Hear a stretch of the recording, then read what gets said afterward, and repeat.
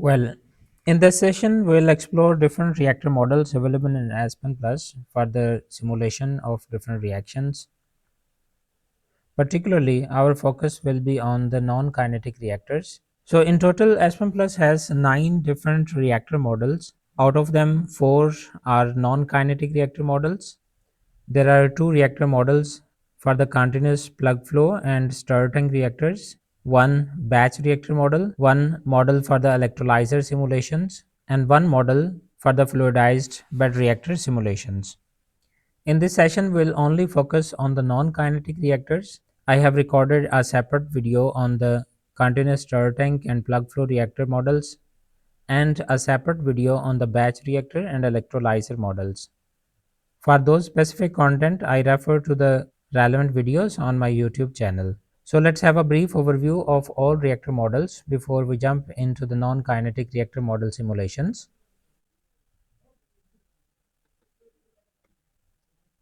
So the 4 non-kinetic reactor models include RYield, RStoic, REquilibrium, and RGibbs.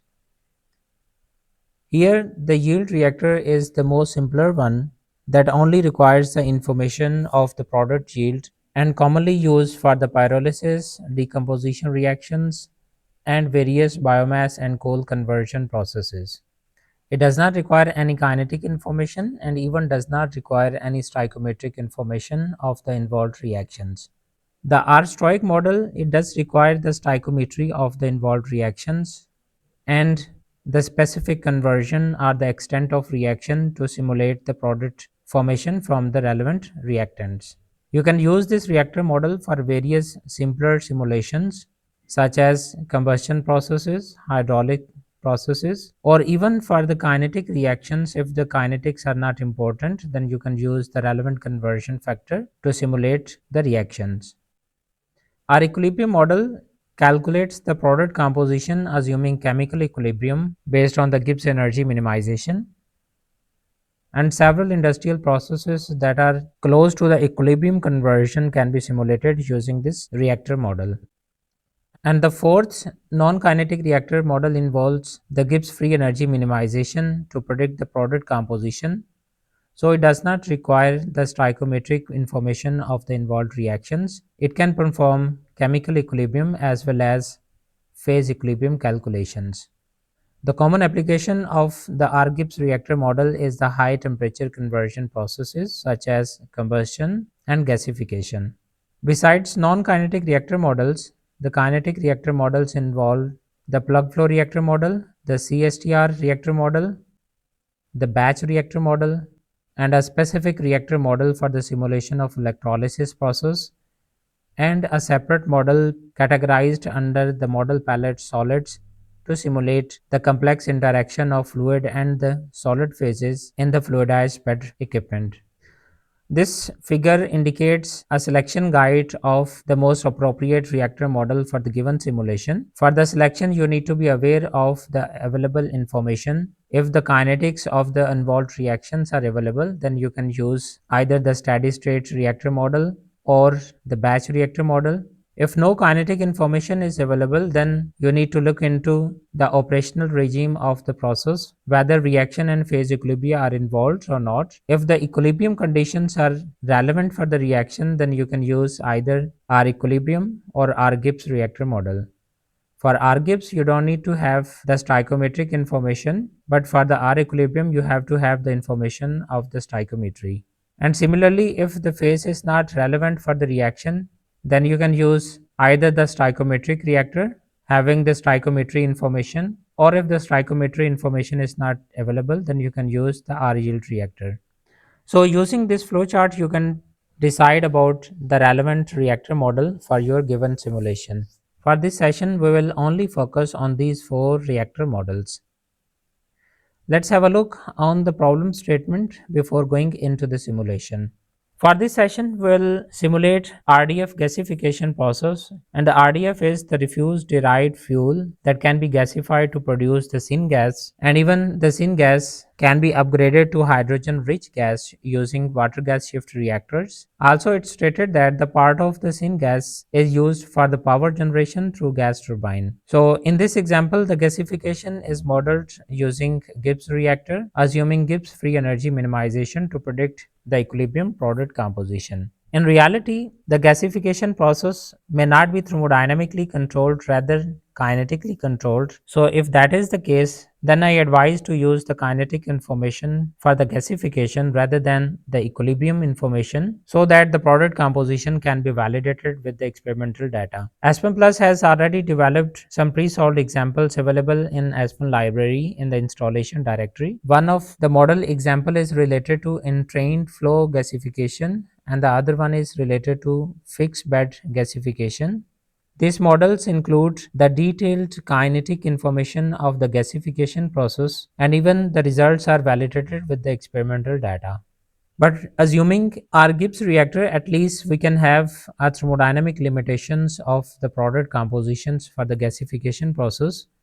This is a common approach for the process engineers. For any process design, the first attempt is to determine the thermodynamic limitations of the products and then using the available kinetic informations predict the actual behavior of the process for the validation and for upscaling purposes. So in the given example, we have three different sections of the process. First is the gasification section where RDF is preheated, decomposed and gasified with the help of oxygen and steam. The ash is removed from the grate, whereas the fly ash or unburnt carbon can be removed from the gasifier using a cyclone.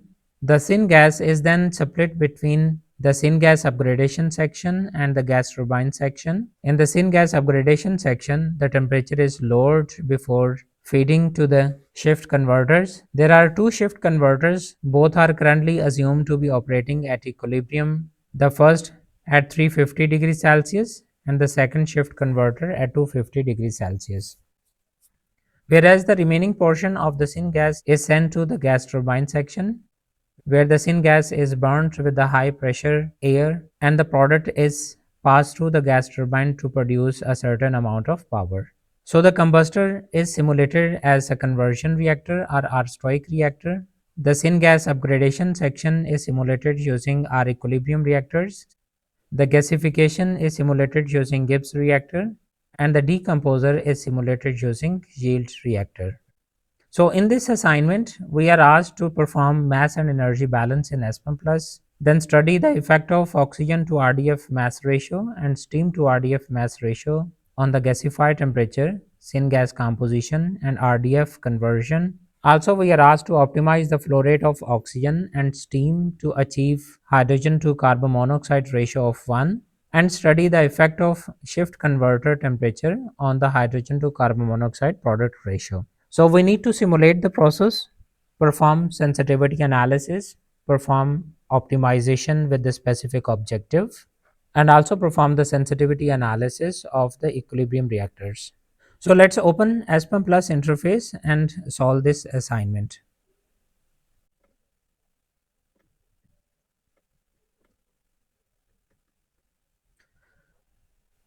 Since this simulation case study involves conventional and non-conventional solid components, to capture the behavior, we need to have a specific streams and substreams. Those are already involved in the solid templates, either the English units or with the metric units. Otherwise, we can start with the new simulation and do the settings by ourselves. So let's first enter all the components involved in the simulation.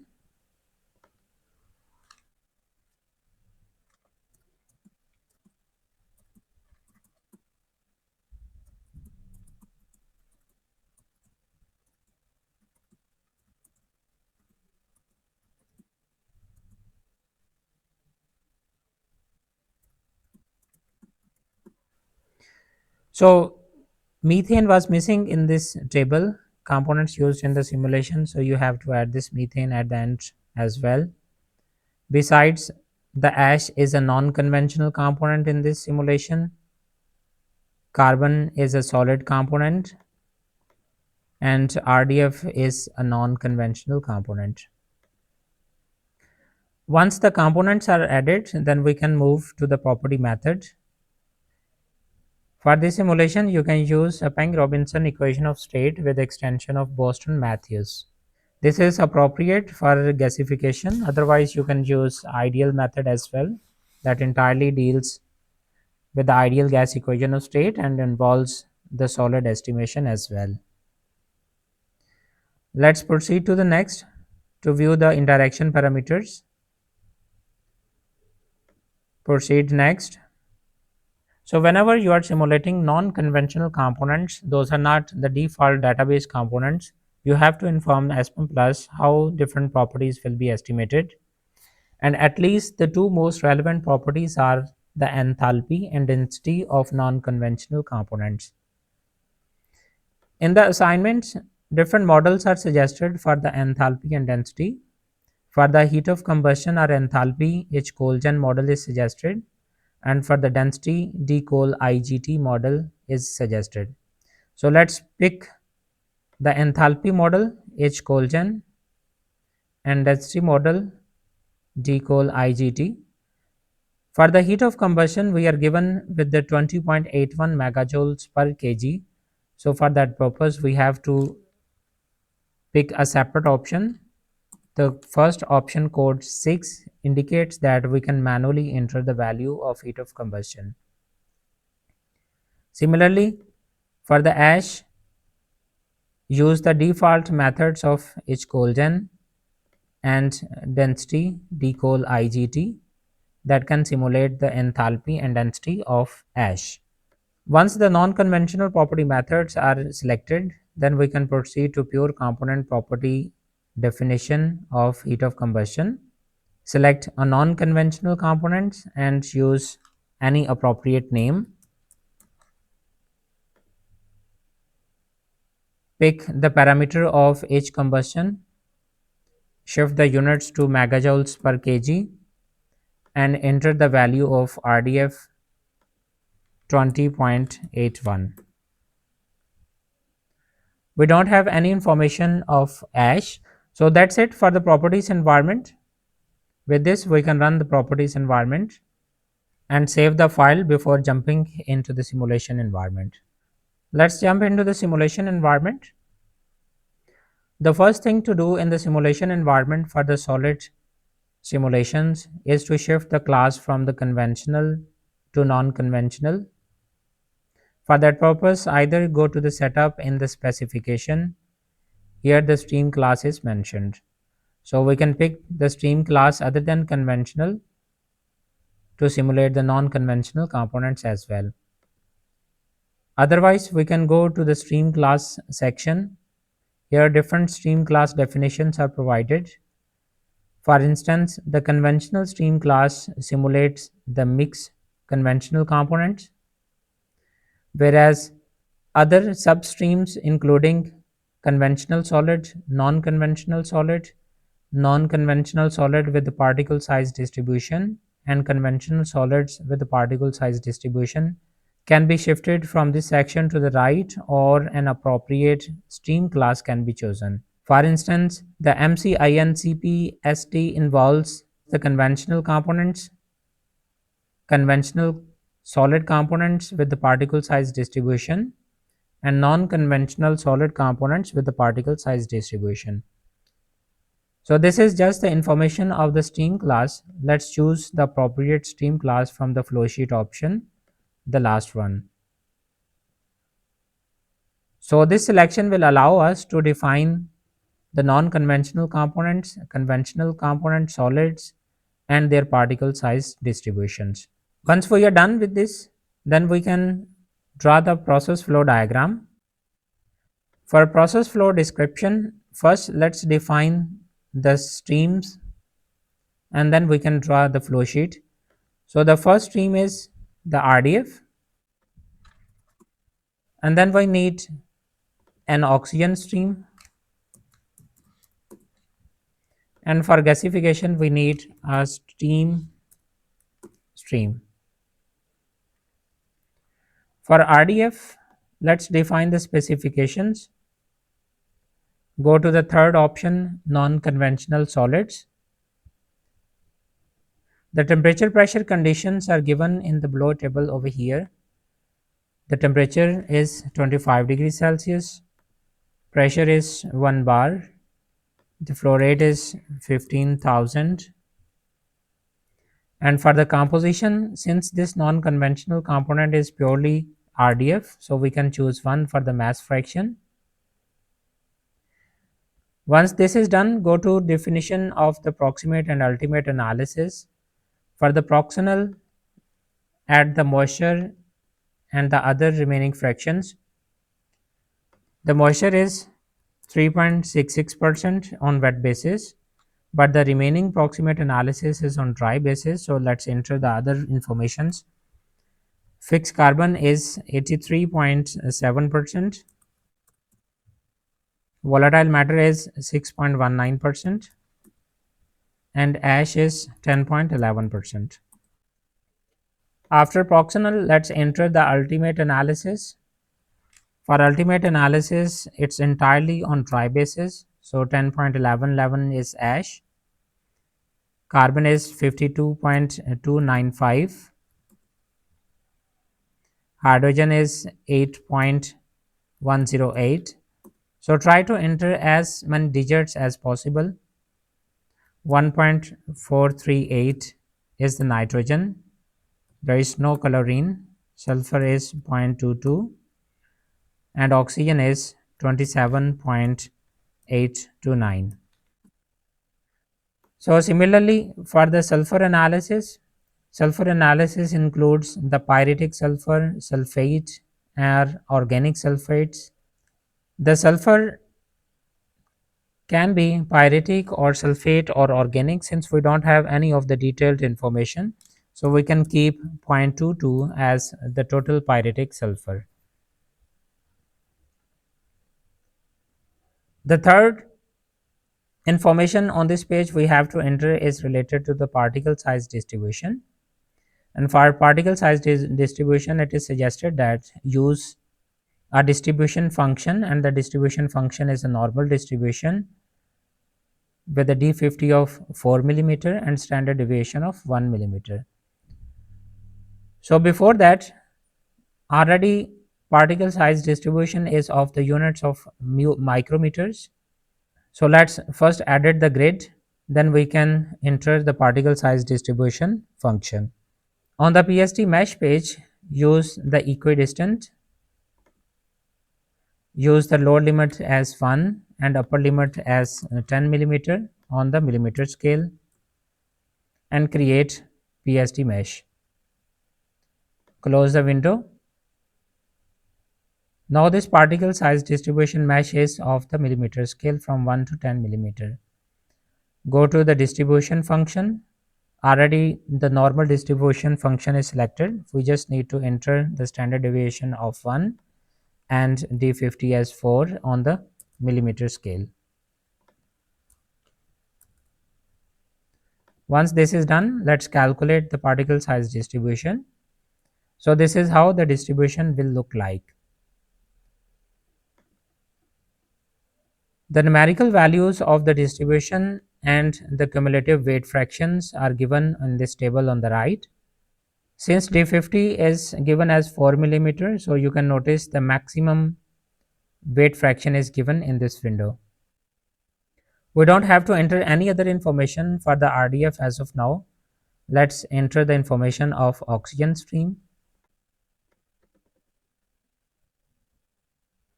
Oxygen temperature is 25 degrees Celsius, pressure is 24 bar, mass flow rate is 10,000 kilograms per hour. Since it is 99.9% pure oxygen, so we need to enter the mole fraction accordingly. Mole fraction for oxygen is 0.999 and for nitrogen it's 0.001. Let's enter the information of steam.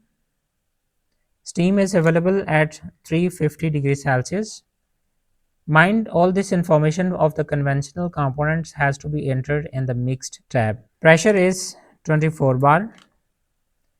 The mass flow rate is 4000 kg per hour, and this is pure steam. We can shift to mass fraction or mole fraction and enter the value of water equal to 1. So with this, three defined streams has been successfully specified, and now we can specify the remaining flow sheet. In the gasification section, RDF enters the heater where it is preheated, and then it goes to the reactor.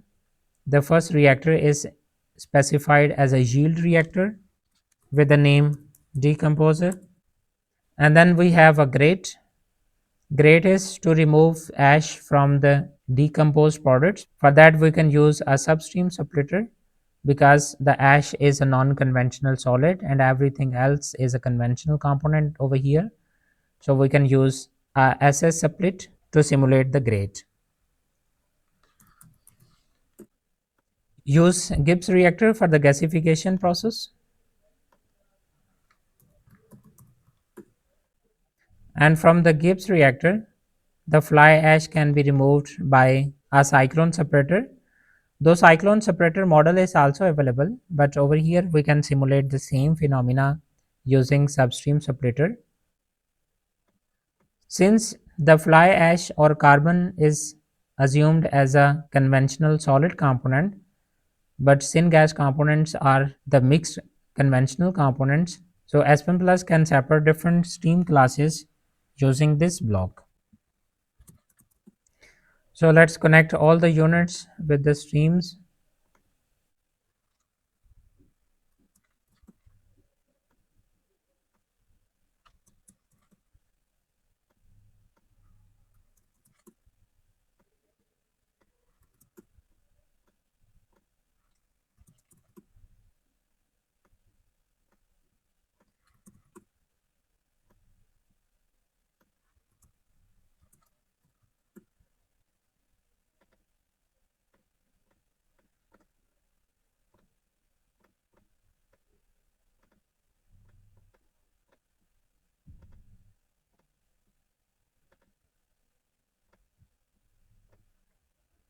Since both the decomposer and the gasifier are thermally integrated in the actual gasifier unit, so for thermal integration, we can use a heat stream from the decomposer block to the gasifier block.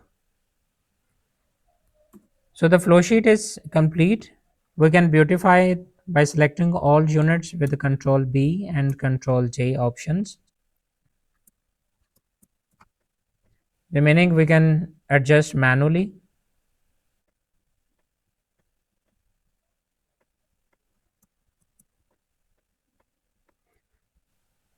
Let's define the individual unit operations of this model. Let's enter the heater block and enter the information of the heater. So heater temperature outlet is 125 degrees Celsius, and there is no pressure drop that can be simulated with the zero pressure. Once this is done, let's enter the pyrolyzer or the decomposer block. In the decomposer block or the yield reactor model, we need to enter the temperature, pressure, component mass yield, also the component attribute for the ash, and the particle size distribution of the ash. So the temperature is 125 degrees Celsius, pressure is 24 bar. On the yield page, we need to define the mass yield of all the product components. Other options other than the component yield is either you can define the yield in the subroutine or with the component mapping or the petroleum characterizations.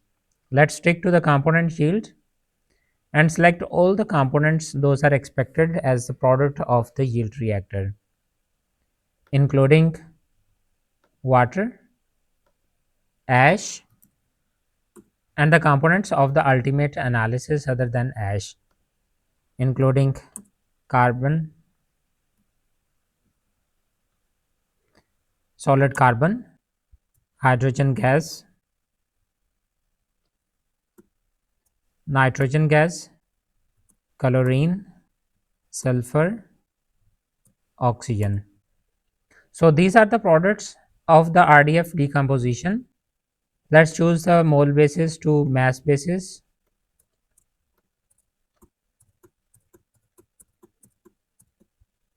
Initially, we don't have any information of the yield. Here, the yield requirement is the yield per unit mass of the total feed of the components that are not listed as inert. So, actually, this means that whatever the water component we are expecting in the product, so the mass of the water in the product stream divided by the mass of the total stream inlet to the decomposer other than the inert component should be taken as a basis yield.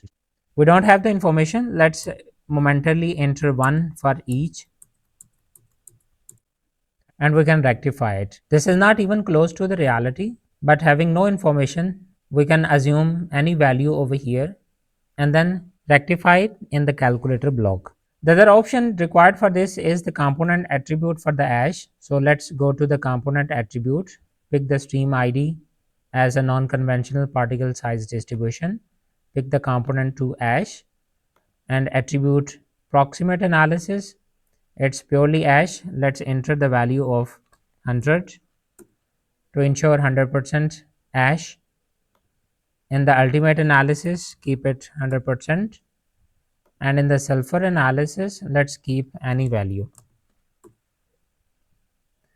Similarly, in the particle size distribution, we are asked to user specified overall particle size distribution using normal distribution function with a d50 of 5 millimeter and standard deviation of 1 millimeter. So let's go to the user specified overall with the user distribution function of normal. Let's create a tag and then choose a normal function. Rather than d63, let's choose d50, and the d50 is 5 millimeter as a d50 and 1 millimeter as a standard deviation. Adjust the units to millimeter. Once this is done, then we can shift to the calculator block to actually define the product yields. For calculator block, go to the flow sheeting options.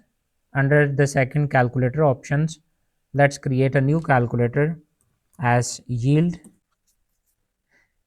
All the options for the calculator block we are listed in the variable list of defining mass yield and then the Fortran code in another figure. So let's first call all the variables those are involved in the calculation of yield, and then we can draft the Fortran code for the calculation purpose. So there are two types of variables. One is to retrieve the information of available proximate and ultimate analysis as import variables and then export whatever the components of the yield reactor we have used as a yield. So we have taken two variables as the import variables, ultimate analysis as whole as a vector and water as a moisture from the proximate analysis, and then the yield reactor products including water, ash, carbon, hydrogen, nitrogen, chlorine, sulfur and oxygen as export variables. So let's create all the variable list over here. For ultimate analysis, this is an import variable and it should be component attribute vector. One, we have the component attribute vector that can be used to call all the parameters of the ultimate analysis, and the other one is the component attribute variable or element where we can call only one of the component from the proximate or ultimate analysis. Let's call all the ultimate analysis components, and the stream is the RDF. The stream subclass is non-conventional particle size distribution. The component is RDF and we need to call the ultimate analysis. So here ultimate analysis stores all the informations of the dry basis components. Similarly, create water. For water, we need to have the component attribute variable rather than the vector, and this is again from the same RDF. The component is RDF and the attribute is the proximate analysis, and from proximate analysis the first entry is about the moisture, and this is import variable. Now we can define all the export variables. These export variables will replace the mass yields already defined in the yield reactor as unity for all the components. So here we can define all the export variables, calculate them in the calculator option, and then export the variables back to the yield reactor. Let's enter all the components listed as a yield of the yield reactor, including water as export variable, and this should be a block variable. From the block variable, we can choose a decomposer block and choose this option as a mass yield. The ID is it's a water, and the second ID is the class of the stream, that is a mixed class. And similarly, we need to define all the export variables. For facilitation, we can copy the first one and duplicate this. For that purpose, copy and paste as many times as required for the export variables. Let's enter the second. After water, it should be ash, then carbon, hydrogen, nitrogen, chlorine, sulfur, oxygen. So now let's pick all of them one by one and define the attributes. For oxygen, it's the same block, only we need to pick the oxygen as export variable. For sulfur, again similarly, export variable. For chlorine,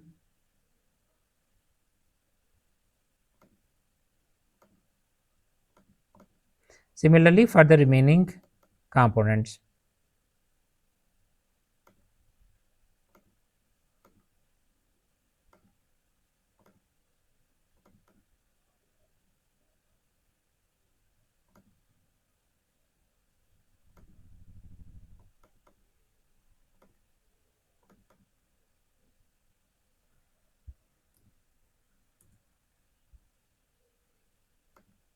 For carbon, it should be a conventional solid component.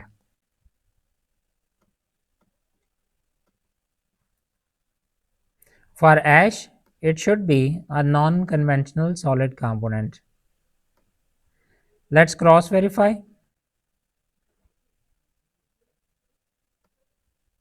Once all the variables are defined, then we can enter the calculator block to enter the Fortran code to calculate the mass yield of all the products.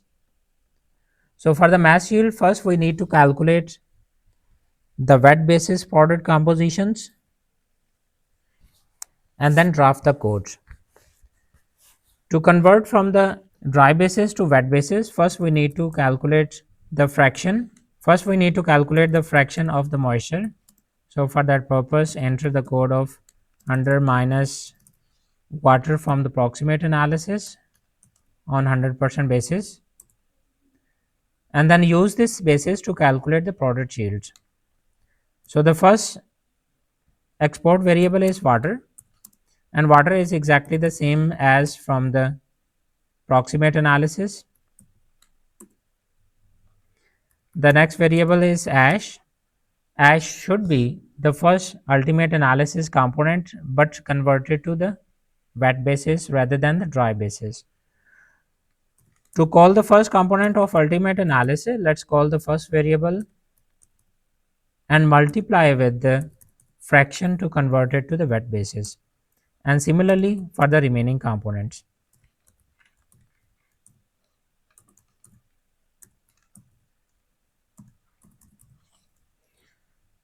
We can copy this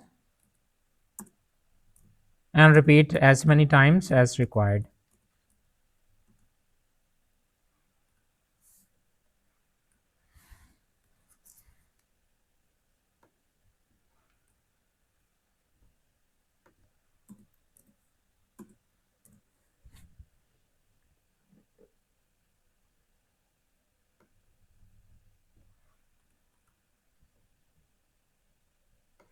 So the second component of ultimate analysis is carbon. The third is hydrogen. Fourth is nitrogen, and then chlorine, sulfur, and oxygen.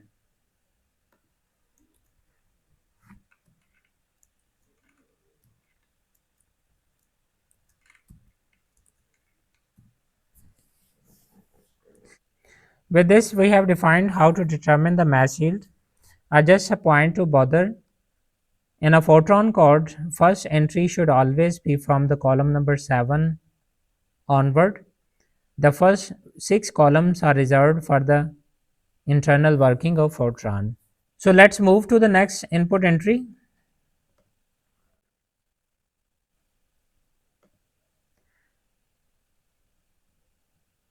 Let's first enter the information of grade. For the grade, we are given that it should be substream splitter, and the ash stream specification is the non-conventional solid component should move to the ash stream. So rather than this to gasified stream, let's pick ash and move the non-conventional components entirely to this stream and keep others as 0. We don't have to define anything else. Let's define the gasifier. For the gasifier block, the calculation option is calculated phase and chemical equilibrium, and the pressure drop is 0. Since we have already defined 1 degree of freedom using the heat stream that connects the yield reactor with the Gibbs reactor, so we have to have only 1 degree of freedom specification. Otherwise, by default, you need to define pressure as well as temperature or heat dt. On the products tab, if we consider all components listed in the component list in the properties environment as the possible products, then we can keep the first option. Otherwise, if we want to specifically identify the potential products, then we can choose the second option and list the potential products of the gasifier. Let's stick to the first option. We don't need to define anything else on this page. Let's move to the other undefined block, and that is a cyclone. For the cyclone, since the purpose is to remove the carbon, and carbon is a conventional solid, so we need to define on the suit options as a conventional solid equal to 1 and keep others 0. So that only conventional solids are the carbon suit is moved to the suit stream, and remaining components should move to the syngas stream. So with this, all inputs are defined. Let's run the simulation, and results are available. Before going into the results, one thing is pretty important. Since the yield reactor is unconventional reactor and you can define anything as a potential product, that doesn't mean those products and corresponding product rates are acceptable. It is always important to cross verify the atomic balance of the yield reactor. To verify the atomic balance, we can move to the home tab and see the reports. Go to the reports for the yield reactor specifically or the decomposer block. Let's open the report. In the report option, let's go to the last table on the atomic balance. Here you can cross verify different components entering and leaving from the yield reactor. If there is any net generation or consumption of any of the components, that means the defined yields are not acceptable and you have to revisit the inputs. It is also very relevant for the specification of non-conventionals or during the gasification of coal or biomass, that the definition of ultimate analysis under the non-conventional solid components is very important. Let's check to the ultimate analysis. For yield reactor component balance, always make sure that the sum of all the fractions of ultimate analysis accounts to 100%. If mistakenly any of the number is not adding up to the 100%, let's say the sulfur analysis is not the same, and if you run the simulation now, it will indicate a warning and that warning is related to the same decomposer block, and you can read the warning message, and it specifies that the following elements are not in the atomic balance. And you can cross check the atomic balance by going to the report option under the block in the decomposer. Go to the same atomic balance table, and here you can read hydrogen entry is 1233 kg per hour, and it's leaving at 1221 kg per hour. So there is a difference of 11 kg per hour. So that is not related to the entry of hydrogen, rather a mistaken entry in the sulfur. So because of a non-noticeable mistake, the component balance has totally shifted to a new one that is not acceptable for any practical purposes. So be sure the yield reactor has to be simulated very carefully, and their yield should be defined in a careful manner. And if it's about the non-conventional components, then make sure that the ultimate analysis that is used for the calculation of yield, it makes entirely to 100. You can run the simulation and cross verify, though the warning is not anymore. So once this is done, let's have a look on some results. Go to the results option for the yield reactor. And what is the duty for the decomposition? It is around 35,900 kilowatt. So this much heat duty is required to decompose the RDF into the constituents. For the steam summary, there is nothing special to view over here except the fractions. Initially it was completely solid, now it has turned to some conventional gas components. As substreams are concerned, you can go to the non-conventional substream, and you can notice that the discharge of the decomposer has 1461 kilograms per hour of a non-conventional component, and you can notice the non-conventional component is ash as a result of decomposition. You can also notice the particle size distribution. If this is of interest, you can see the particle size grid over here and the fractions on the right. Since as a result of decomposition, we have slightly shifted the D50 from 4 millimeter to 5 millimeter. So that's why you can notice a slight change in the particle size distribution of the two streams. For non-conventional particle size distribution, and let's have a look on the mixed substream.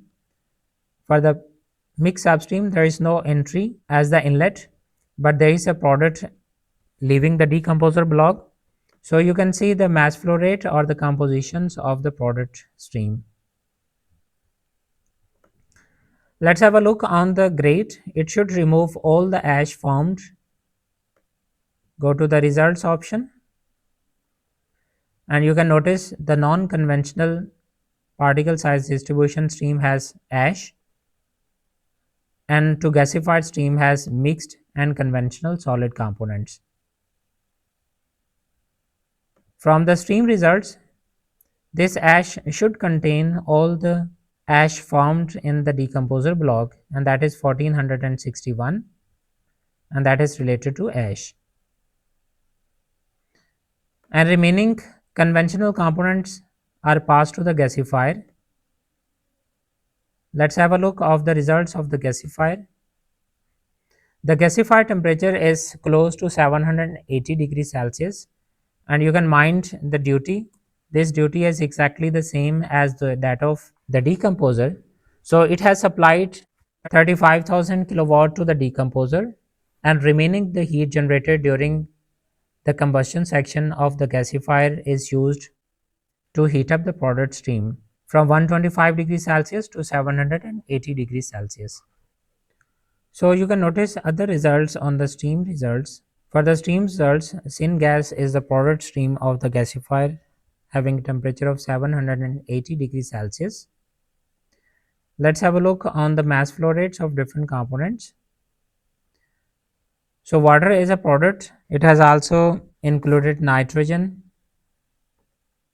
Other than nitrogen, hydrogen is produced, carbon monoxide is produced, carbon dioxide is there, hydrogen sulfide, ammonia, and methane, these are also the products.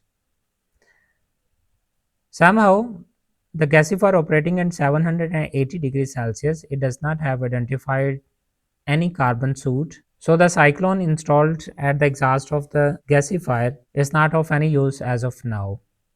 In the actual gasifier, you can ensure there is always a certain amount of carbon soot that can be removed by a cyclone separator or some other solid separation appropriate equipment. For example, electrostatic precipitator.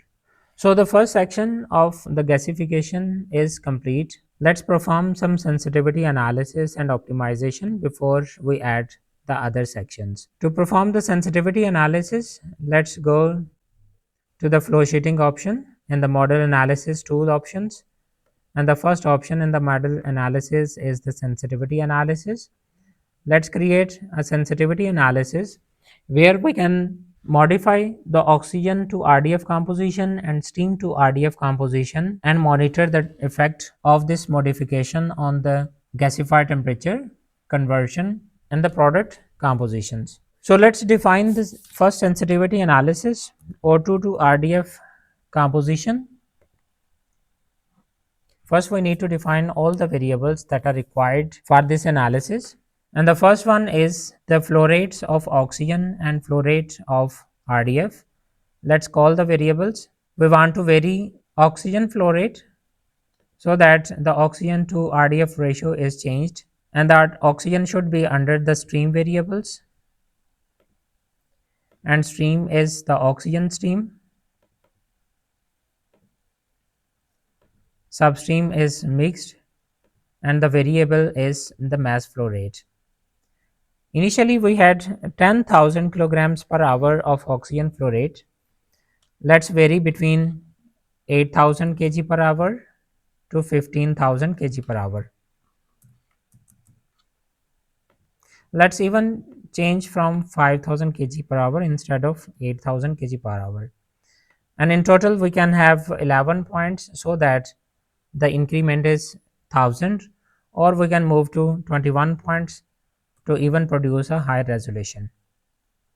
In the define options, list all the variables that we want to monitor. And the first variable is RDF mass flow rate. Let's call it MRDF. It's a stream variable.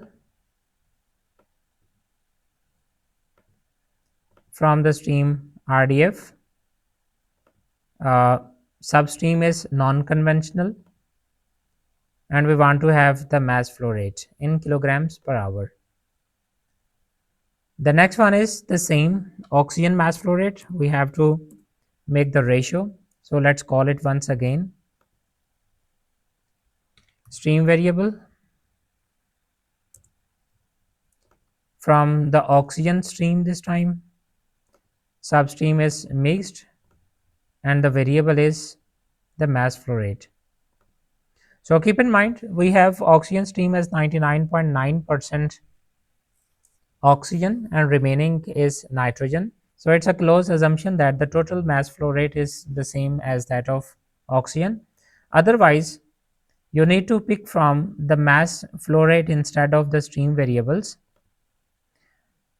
And for the mass flow rate, this time it's oxygen. So this will ensure that whatever the variable we are talking about, it's exactly the mass flow rate of oxygen in the oxygen stream.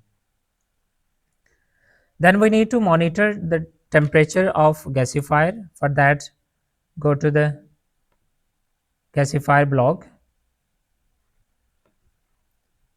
It's a block variable, gasifier, and variable is the temperature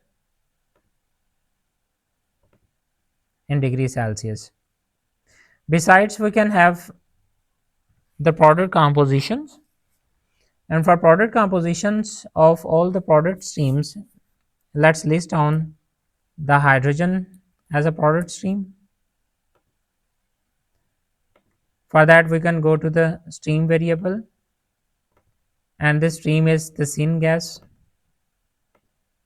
Let's include the mass flow rate of hydrogen in the syngas.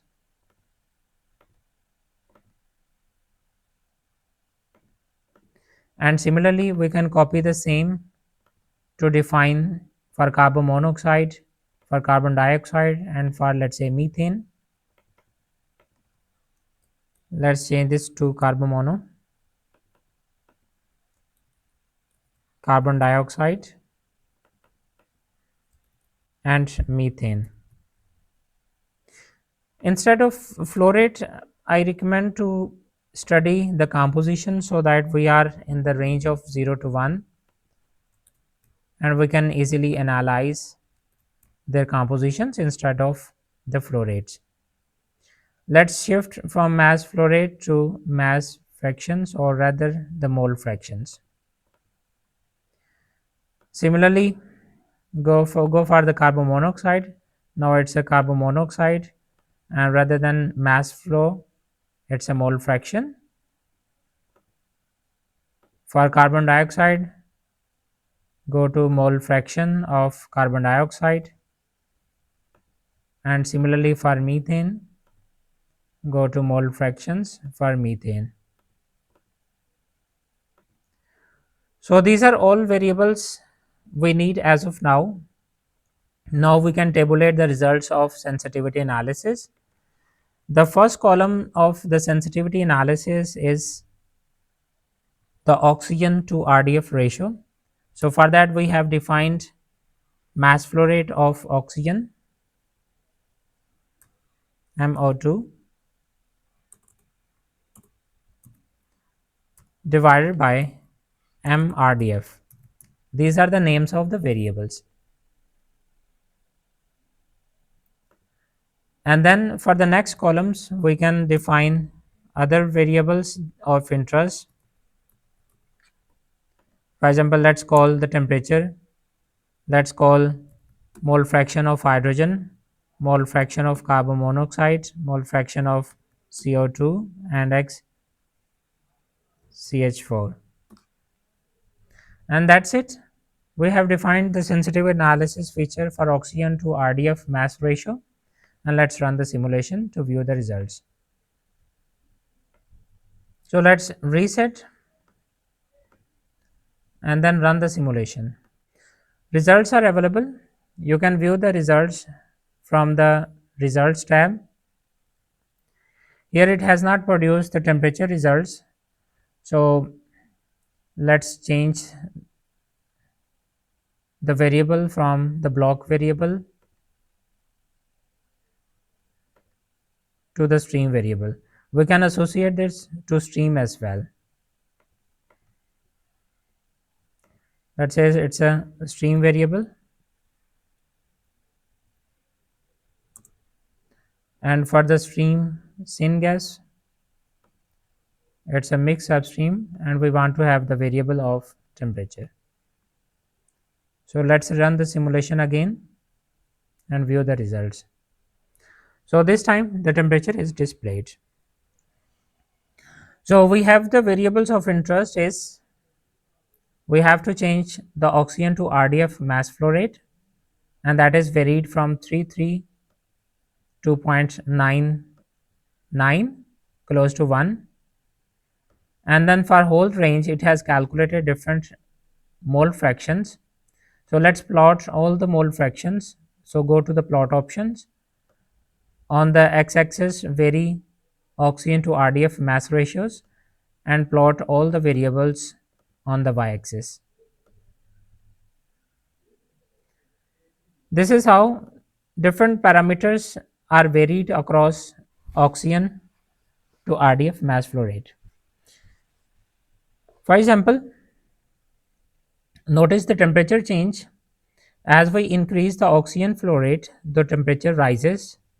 It makes a perfect sense since adding more oxygen causes more RDF combustion and thus increasing the product temperature. If the oxygen to RDF ratio is maintained as unity, then this temperature can approach even to 1580 degrees Celsius. As of now, the temperature is close to 780 degrees Celsius. So that means the oxygen to RDF ratio is close to 62%. Similarly, the hydrogen, initially it increases up to a maximum value of 77.5% oxygen to RDF ratio, and then increasing more oxygen, I gas combustion takes over and drops the composition of hydrogen.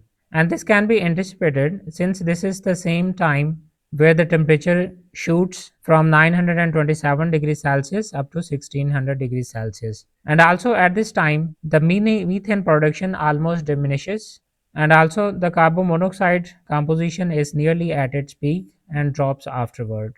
So, this is all about the gasification. Similarly, we can plot other sensitivity analysis variables and draw the conclusions. Besides, there was another optimization question over here, that we are asked to optimize the flow rate of oxygen and steam to achieve hydrogen to carbon mono ratio of 1. So, for that purpose, we can work in the optimization block in the same model analysis tool. Let's create a new optimization block. And in this optimization block, we have 3 active tabs: define, where we have to define the variables, we have to set the objective functions, and for that we need to vary the parameters. So in this case, there are 2 variables. One is the oxygen mass flow rate and the other one is the steam flow rate. Let's call 2 variables. The variable type is the stream variable. From the oxygen, substream is mixed, and variable is the mass flow rate of oxygen. So let's start from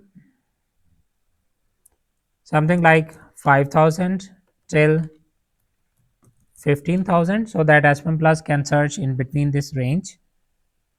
And similarly, the second variable is the steam mass flow rate variable. Again, it's a stream variable, and this time the stream is steam instead of oxygen. It's again mixed class, and the mass flow rate.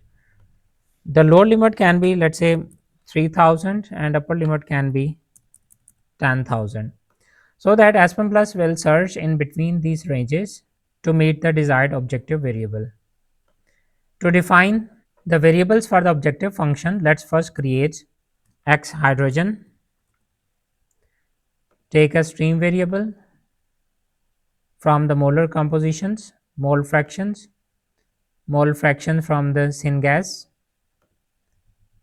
from the mixed class, it's a component of hydrogen.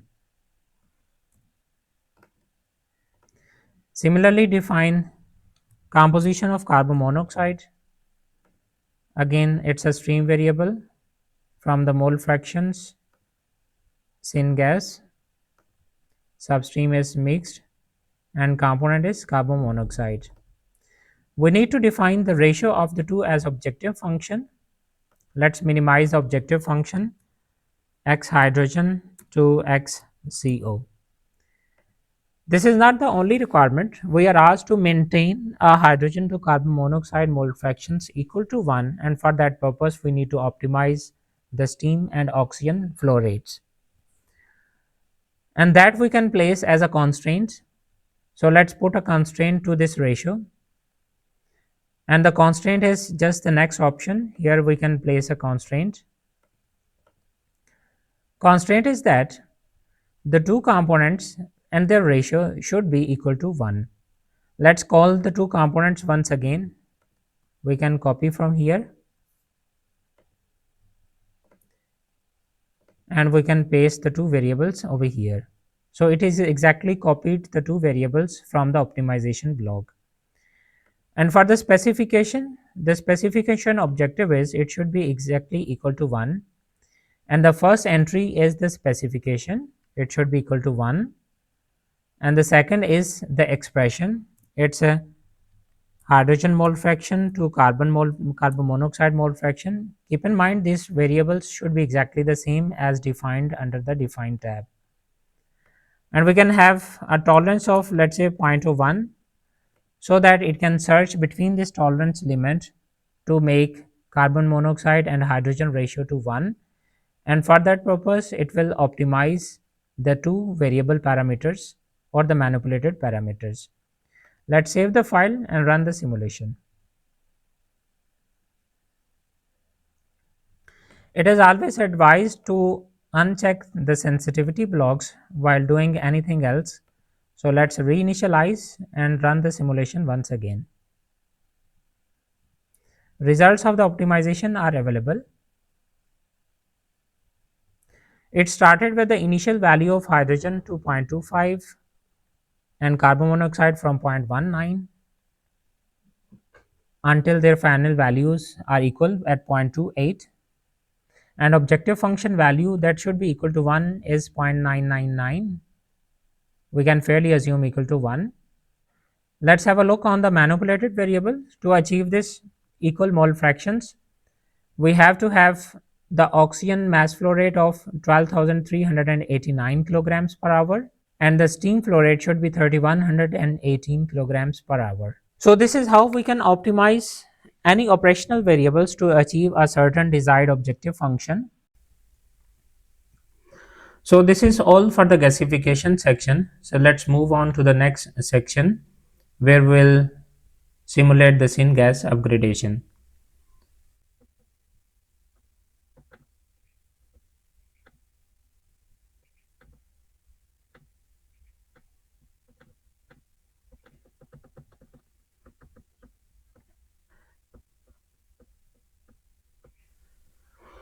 In the syngas upgradation section, we need to have a flow supplet that will distribute the total flow between the syngas upgradation section and the power generation section.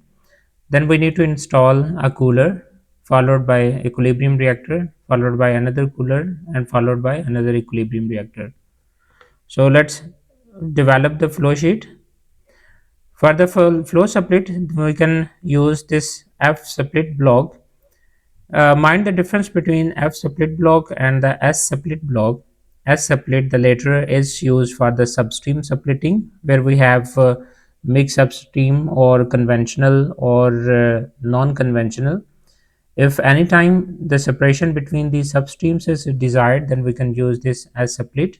And if only a flow supplet between different streams is required, then we can use this F for flow supplet.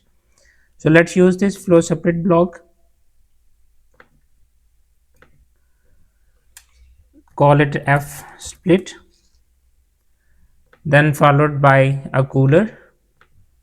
It's the same heater block. Name it as cooler 1. Then we'll need an equilibrium reactor for the shift reaction. Let's call it R shift 1. Another equilibrium reactor, R shift 2, and a second cooler between the two equilibrium reactors. Let's call it cooler 2. The inlet of the F supplet is the same as the clean syngas from the cyclone separator. Let's connect it.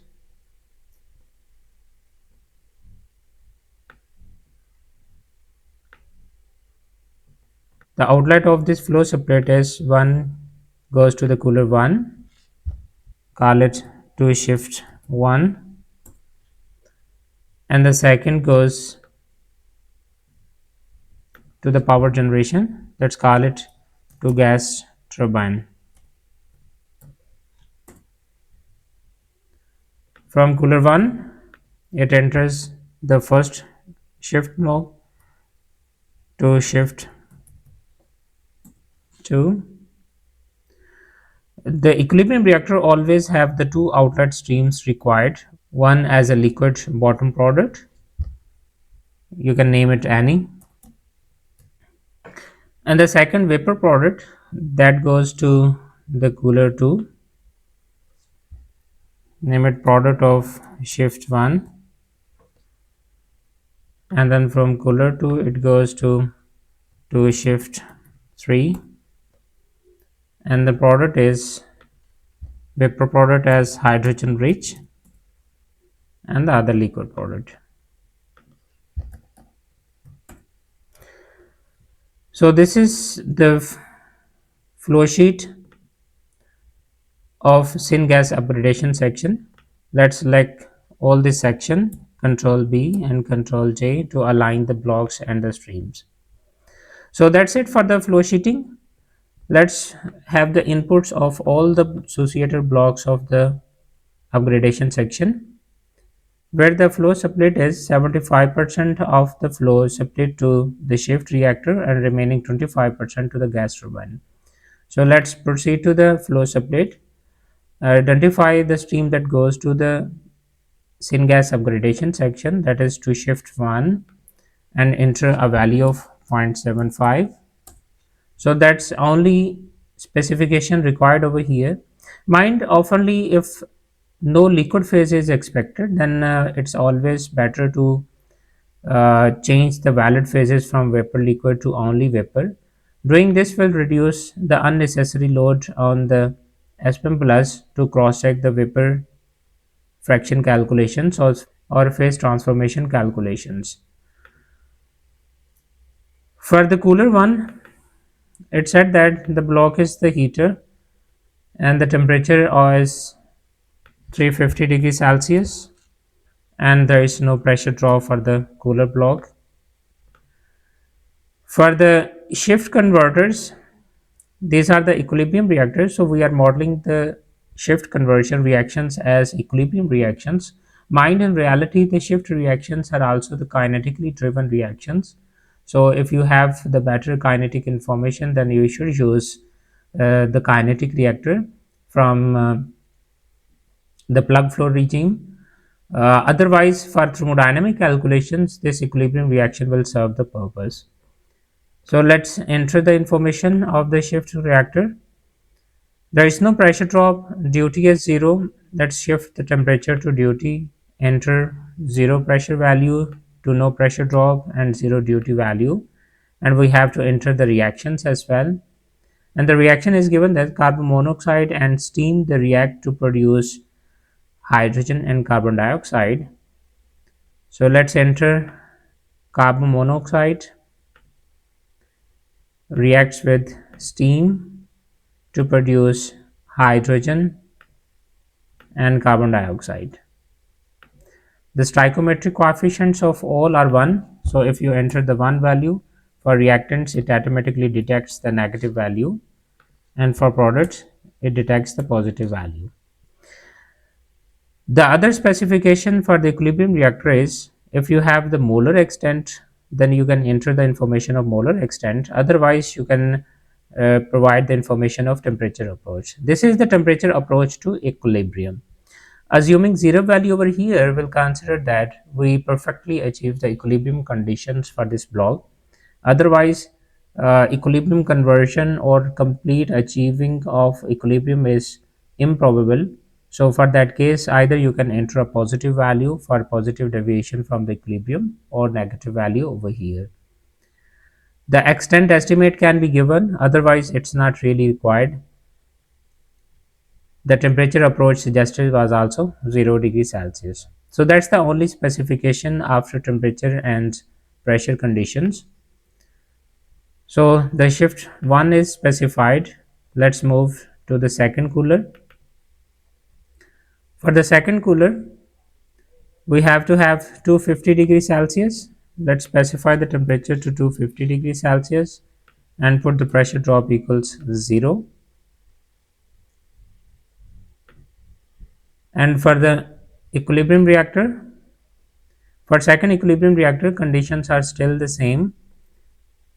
So there is no duty, it operates adiabatically, and there is no pressure drop assumption. Reaction is also the same.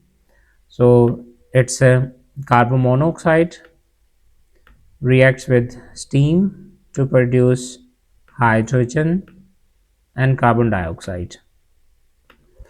Put coefficients 1 for the reactants and 1 for the products. These are the stoichiometric coefficients, and we are assuming a perfect achieve of equilibrium. So the temperature approach should be 0 over here. So that's it. All required information are specified. Let's save the file and then we can run the simulation. Before running the simulation, let's open the control panel, and also since no optimization is required for this case, so we can uncheck the optimization block and even uncheck the constraint block. Let's have a look on the control panel and run the simulation to see the progress. So results are available. There is no warning previously. There is no error. Let's have a look on the results.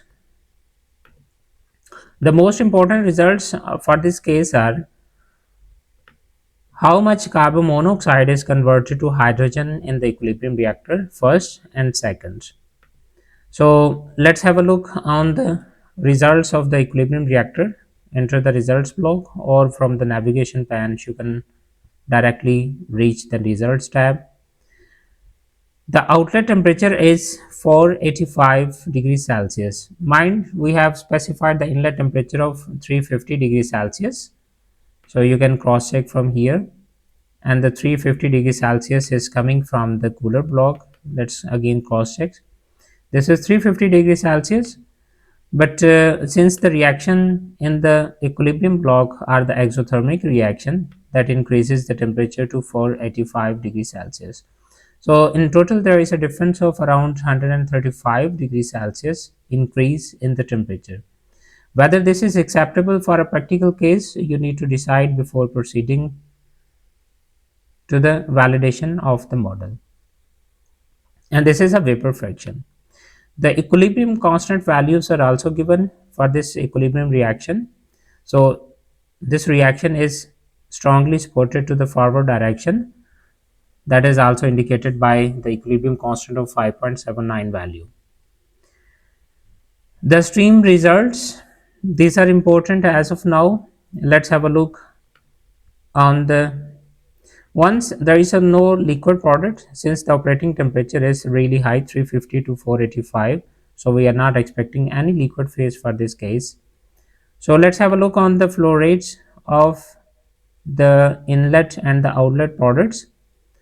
So some steam is consumed from 282 to 144. That steam has reacted with the carbon monoxide, and equal amount of carbon monoxide should have reduced from 302 to 163. So the number of moles, the difference should be the same. And as a result, increase in hydrogen is from 302 to 440 kilomoles per hour. And similarly, the increase in carbon dioxide is from 168 to 306. So let's have a look on the fractions. The molar fractions at the inlet, hydrogen was 28% mole percent, and at the end it increased to 41%. Similarly, the carbon monoxide, initially it was 28 and it has dropped to 15%. Mind is 28 and 28, they are still the same as the previous case where the optimization was run. So since now we have deactivated the optimization block, if we flush the results from initialization and run the simulation once again, it will attain the previous inlet conditions before optimization. Let's have a look on the results once again. The hydrogen initially before optimization was 25% and carbon monoxide was 19%. So with the reinitialization, Aspen has flushed all the previous results and run the simulation from default values or the input values, and the hydrogen increased from 25% to 35% and carbon monoxide dropped from 19% to 9%. So there is almost 10% increase in the composition of hydrogen and 10% drop in the composition of carbon monoxide. That's the role of the shift converter. Let's have a look on the second shift converter. In the second shift converter, the inlet temperature of the converter is 250 degrees Celsius, and due to exothermic shift reactions, the temperature increased to 304 degrees Celsius.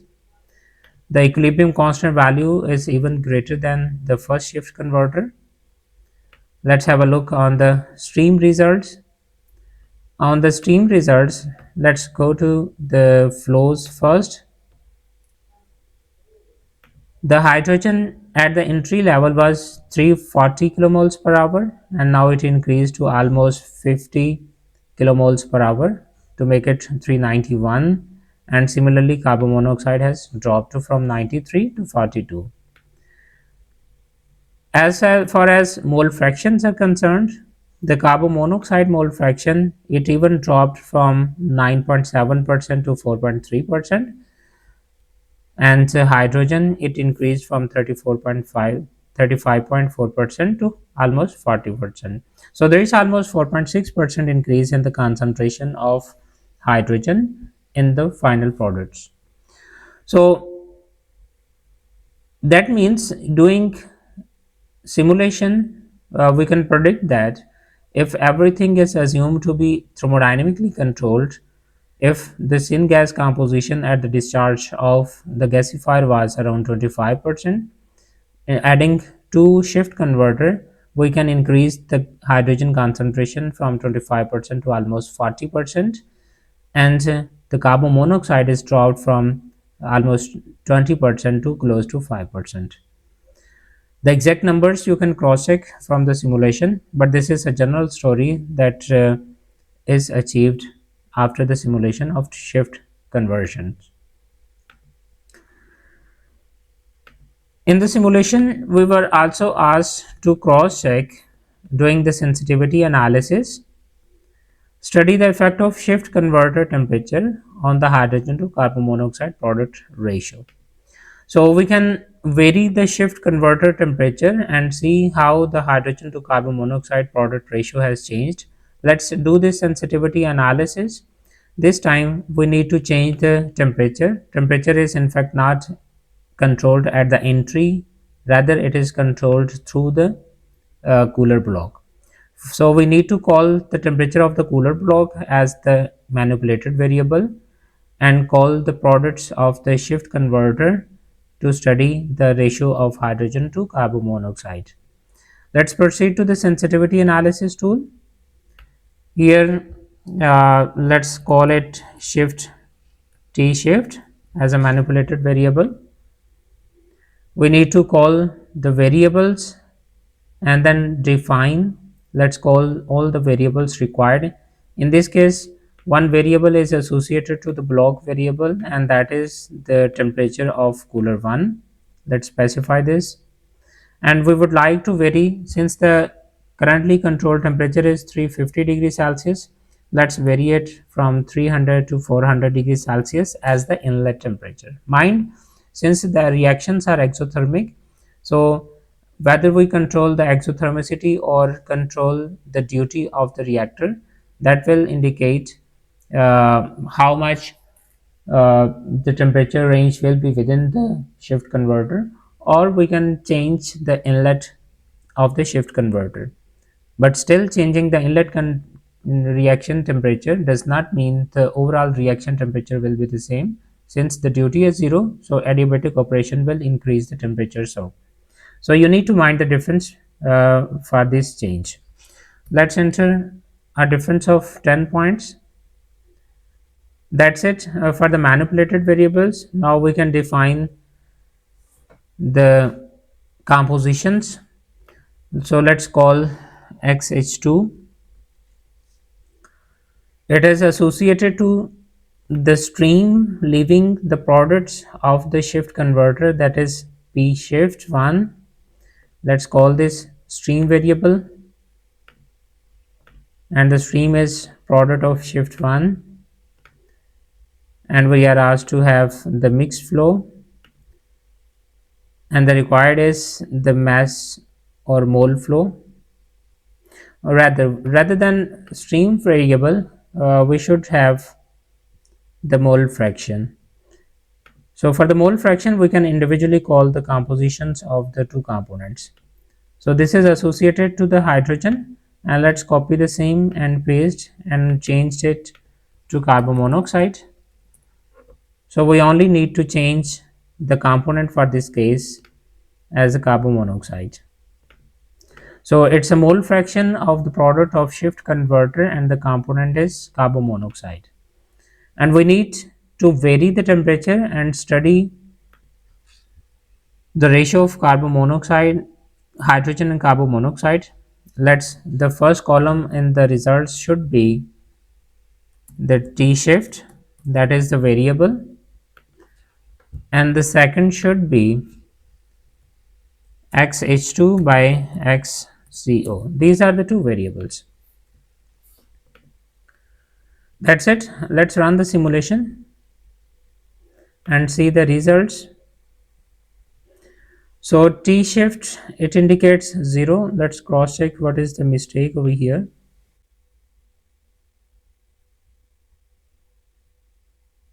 Okay, so we are already varying.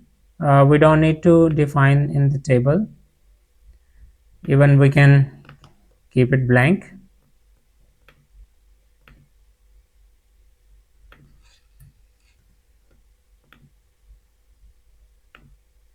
So results are already with the variable and the products. So if we increase the inlet temperature from 300 degrees Celsius to 400 degrees Celsius, the hydrogen fraction drops from 4.35 to 3.07. So that means a lower temperature favors the hydrogen composition instead of high temperature. If that is the objective, to have the higher hydrogen fraction, then we need to drop the temperature, or even rather than adiabatic operation, we need to limit the range of temperature change by removing certain amount of heat from the shift converter. So that's the sensitivity analysis. Let's move on to the third section, and the third section is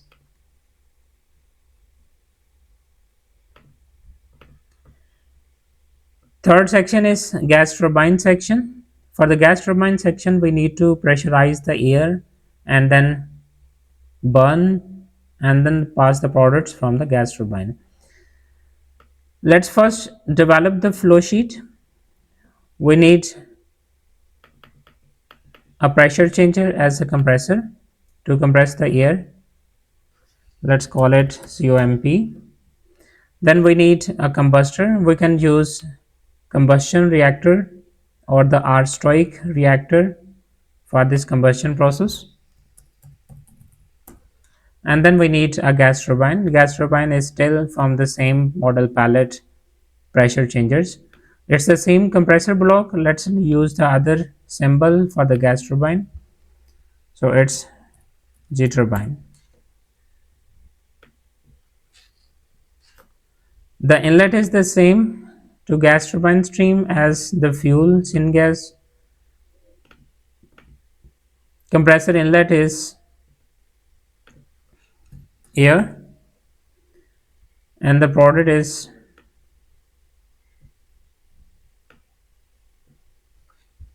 it's named as S10. You can name anything over here. The product of combustor goes to the turbine. It's S11, and the turbine product or the exhaust is S12. So that's the flow sheet. Let's enter the specification of air. Air enters at 25 degrees Celsius.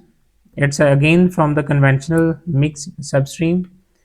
Pressure of air is 1 bar and the flow rate is 20,000 kilograms per hour.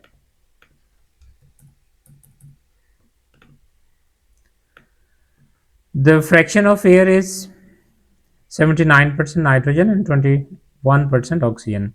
Let's shift it to the mole fraction. So nitrogen is 0.79 and oxygen is 0.21. So that's it for the air inlet stream. For the combustor, we need to specify following reactions, and also there is no duty. It entirely works adiabatically and there is no pressure drop. Let's change the flash type to duty and pressure. The pressure drop is 0 and there is no duty. We don't need to have the valid phases of vapor and liquid since it's a combustion reaction and only vapors will be recorded, so we can ignore it. On the reactions tab, we need to enter all the reactions. Here the combustible components are hydrogen, carbon monoxide and methane. Let's enter all the reactions necessary for this case. The inlet is hydrogen. It reacts with the oxygen and the product is water. The coefficient for hydrogen 2 1 for oxygen, and 2 for water. For the combustion, we can fairly assume if there is a sufficient oxygen available, and then the complete conversion will happen. So for the complete conversion, the fractional conversion of hydrogen will be 1, and that is based on the hydrogen. Be sure you select the reactant component over here, otherwise it will create an error because we cannot specify the fractional conversion based on the product component. Similarly, specify the other reactions. The other is reaction of carbon monoxide reacts with the oxygen and produces carbon dioxide. Again, the coefficients 2 for carbon monoxide, 1 for oxygen, and 2 for carbon dioxide.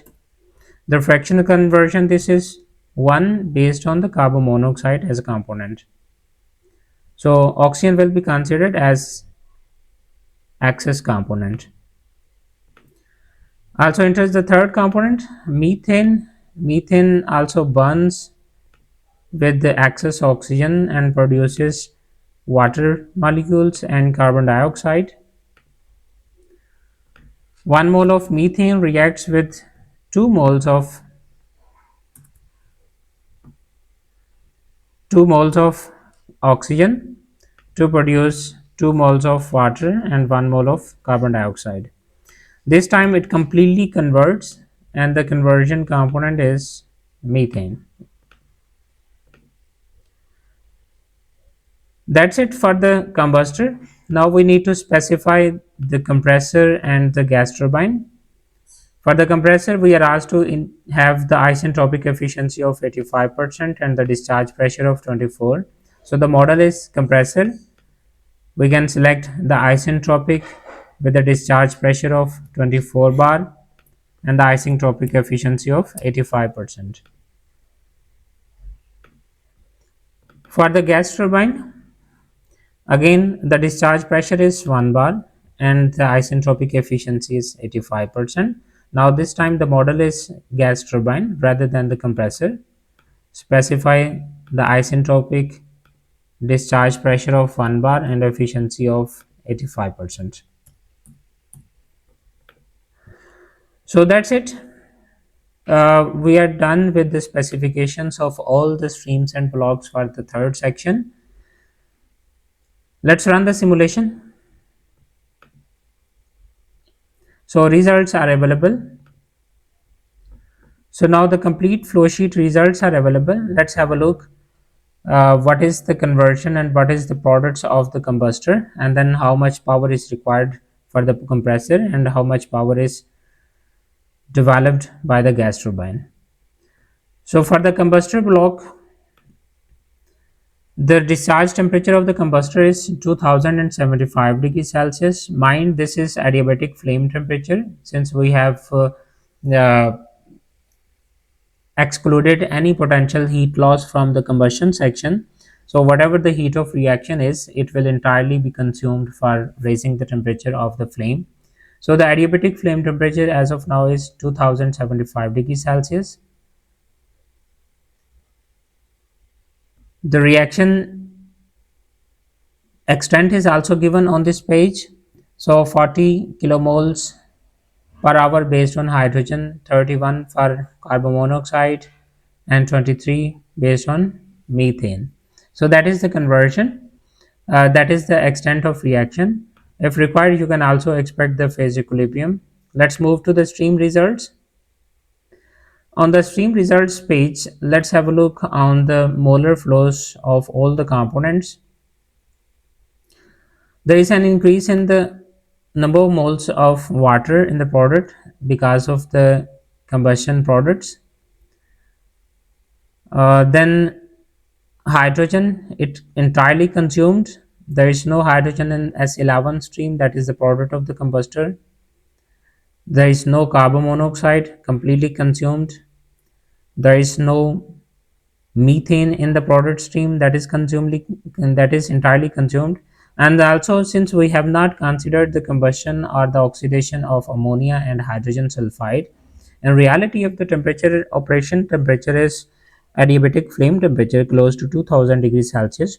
You can also expect the oxygen products or the oxide products of nitrogen and sulfur, and there won't be any ammonia or hydrogen sulfide at that exaggerated temperature. So the carbon dioxide, additionally, we have produced carbon dioxide as a product, and the flow rate increased from 70 to 157 kilomoles per hour. And the gas turbine, for the gas turbine, results are a net generation of 10,321 kilowatt network is produced. Since it's a turbine, so this is the power produced from the gas turbine, and the discharge temperature is 1 bar, and the outlet temperature is 1158, or the isentropic outlet temperature is 987. So this is really a high temperature for a gas turbine. We can even work with this to even drop to a lower temperature, maybe close to 400 or 500 degrees Celsius as a discharge temperature of the gas turbine. For that purpose, we can even drop the discharge pressure from to even lower gauge pressure. Similarly, let's have a look how much work is required for the compressor.